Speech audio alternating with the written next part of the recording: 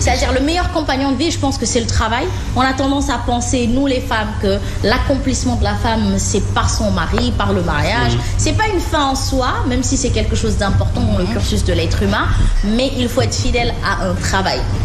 Il paye toujours. damay wax toujours ne Sénégal boo jëlee téeméer boo jël. xaaj bi jigéen lañu. donc sunu société amuñu droit. di considérer ni góor rek ñoo war a nekk ci kanam. ñoom ñoo war a jël responsabilité yi te bàyyi jigéen yi nga xam ne war nañu mën a indi seen walla ci com bi mais surtout ci taxawaay seen taxawaay ci réew mi. voilà donc je pense que moi je suis féministe pas seulement par humanisme mais par intérêt. parce que société bi moo soxla jigéen itam ñu bokk ci li nga xam ne mooy defar réew mi defar com bi. C'est important coach Moussa maa ngi lay nuyu di la jox sa wàccuwaay qu'est-ce qu'il y a. Maréchal Asma. Maréchal Asma. Maréchal le shérif. Tout mais ça te va vachement bien. Merci beaucoup. Et pour les dîners. Il faut que ma wan gars yi. C'est le Sénégal. xam nga lan lañu dese xam. J'ai grandi dans un camp militaire. Oui. J'ai joué avec les enfants de troupe. Qui dit enfant de troupe dit kokkali. Waaw. C'est-à-dire j'ai grandi dans ça. Non, soldat nga quoi. Hein? Soldat. Voilà, moi je suis vraiment j'ai le mindset militaire. Militaire da lay jàpp kaay ngay mer te day kaf ak yow. waaw day kaf ak yow. ëppoon maa leen boobu dara safu la. da ngay xuloo léegi kontaan léegi. coach maréchal moom mooy daj dëpp gi. mooy daj dëpp gi après général je pense que maréchal moo. waaw maréchal la c'est mooy daj dëpp gi. mooy daj dëpp gi. galon bi amul fenn tey lañ ko mës a gis de. mais est-ce que xam nga leen coach non loolu France laa ko jëlee xam nga man saa yu ma tukkee rek indi ay yëf voilà loolu la gars yi dama leen raw sa ñu bëgg maa dabi te xamuñu nuñ may dabi ñu ne wuy sàcc xam nga ñëpp a taxaw fekk doo sàcc da nga leen raw rek. mais boo nekkee nante yaa mujj tourné naan sàccee. noonu laa leen def dégg nga loolu. kenn du la topp en tout cas ça fait plaisir de vous retrouver encore une fois di nuyu baax l'éminent professeur Binta maa ngi lay fay Asma di nuyu Mbaba Mam Sidi tous les techniciens di leen massa bu baax ci coono yi ngeen jógee vraiment ci élection yi gis naa la ci ama Binta vraiment yéen ñëpp di leen massa bu baax liggéey bi rafet na tout le Sénégal a remarqué que vous avez fait un excellent boulot vraiment des médias chapeau à vous chapeau bas Asma di nuyu Sénégal yi seen maturité di nuyu ñi seetaan saa su ne di am contentement ak mbégte di ñaanal yàlla bu baax way dawle yi nga xam ne ñoom am na ñu bëggoon woote ci bés bi fekk na leen ñu leen di rob loolu mbiru suñu borom la loolu rek war na tax ñu bàyyinte xel bu baax a baax a baax ku teg kartam ne suba su ma xëyee voté ji mu xëy ñu gis ko ci biir bàmmeel loolu lu jar a bàyyi xel la Asma di nuyu ñi nga xamante ne ñi ngi ci prison yi saa su ne dañuy suivre di leen bàyyi xel bu baax ci ñun lañ bokk te ci ñun lañu nekk ñu ngi leen di masawu fi ñu nekk di ñaan yàlla leen yàlla génne delloowaat seen i activité ñi nga xam ne dañ nekk ci ay jafe-jafe ak xat-xat yàlla na ko borom bi tekki te saafara ko comme on dit la santé et la liberté elles n'ont pas de prix yal na ko yàlla defal kulluhum Asma Hadija. Amiin yaa rabbi coach Moussa mi ngi noonu di féliciter toutes les femmes du Sénégal.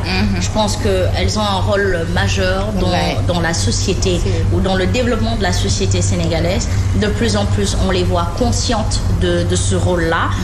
Te man je suis très féministe dans l'âme, féministe positive.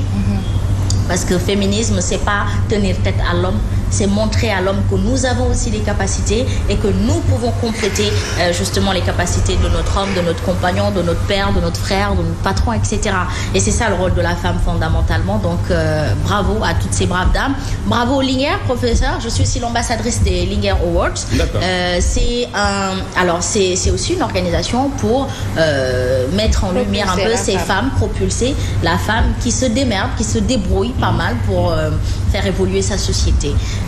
Donc merci aussi à Étoile Production. Binta, je fais partie des 25 femmes leaders du Sénégal. Ah oui. Formidable. Il faut me tatouer. C'est mérité en Tatouer moi, coach Moussa, il faut me tatouer. Je te félicite. J'attendais juste que ñu ñëw fii pour me féliciter en direct. T'as vu, chaque année j'ai un prix. Laf chat seen lamiñ ci man. Gis naa post yi, gis naa post yi. te des médias loolu mooy quintessence bi chaque année qui passe il faut que nga gis 2, 3 à 4 nominés. am na ñoo xam ne ce sont les hommes de l'ombre moom on les remarque si nga xam ne ñoo gën a am taxawaay bu rafet ci seen wàllu liggéey donc fierté la pour ñun ñëpp ndam bi ñun ñëpp a ko bokk donte benn nit la ñu désigné sax mais c'est une fierté ñun ñëpp ñu bokk te inchallah on t'accompagnera ànd ak yow toog sa table bokk ak yow plaisir bi ak sa ndam bi inchallah en tout cas parce que je vous attends à mes côtés quand même c'est sûr loolu moom day am kattanu yàlla yàlla yóbbu jàmm ak salaam déjà kañ la. c'est le 7 décembre. le 7 décembre incha allah ñëw na ba pare donc nañ ko waaj ñun ñëpp ñu ngi si biir incha allah. il faut que ma yónni loolu tonton Maba yu ko dosé gu ma la ak sama affiche bi lu yaay. Alors je vous rappelle que en 2020 j'ai été la reine de la matinale par feu Mansour Dia de Icon Magazine. Et depuis je pense que mon ubbi baal bien il a su reconnaître mon talent très tôt, même quand moi-même je me cherchais. Donc merci yal na yàlla xare ko àjjana te jégal ko ay bàkkaaram ci kaw suuf.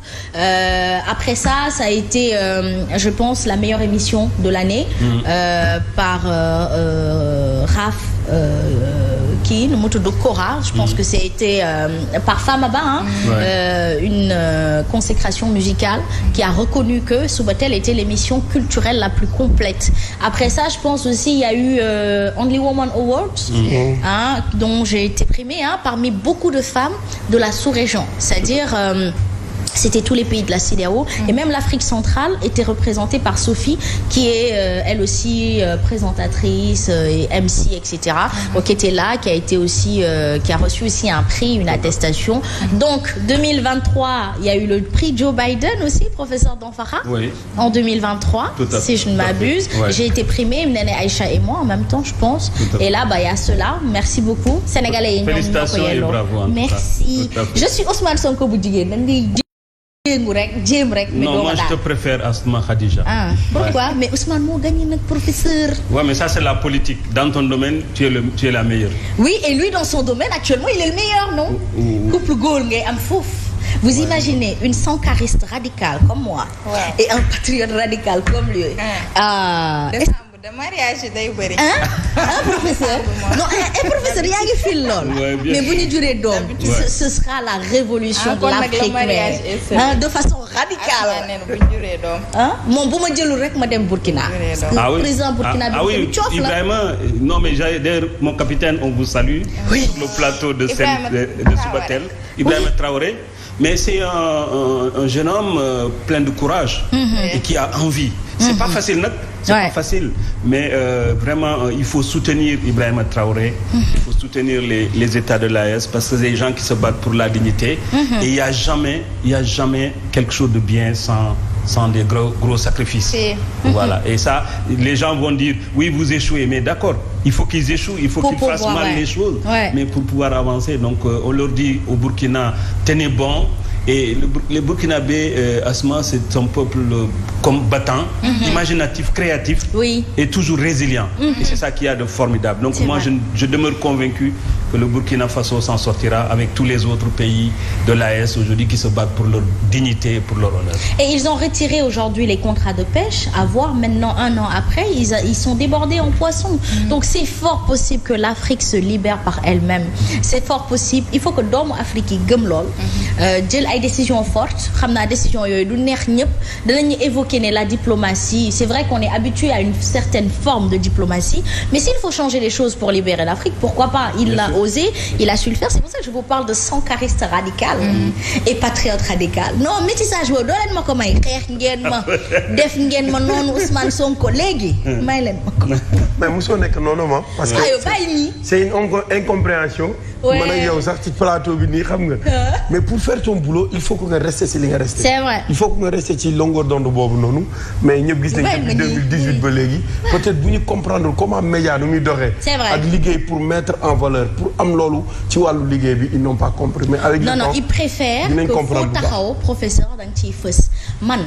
sama papa ju ma jur bu taxee def lu deful ma ne ko papa yaa ngi tooñ de yaa ngi dérapé. Ça s'appelle de la constance et de la franchise. Moi je suis franche avec moi-même avec tous mes proches. C'est pas parce que je suis avec toi que si tu passes à gauche là je me tais. Ouais parler.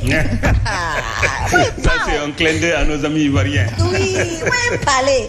Aywa mi ngi noonu en tout cas c'est ce que ndeysaan mon oncle disait à mon ex-époux. Tu épouses une femme qui donne son opinion du lundi au samedi, tu veux qu'elle se taise. Tu es sérieux d'avoir bien réfléchi à ton choix? Voilà donc mi ngi noonu.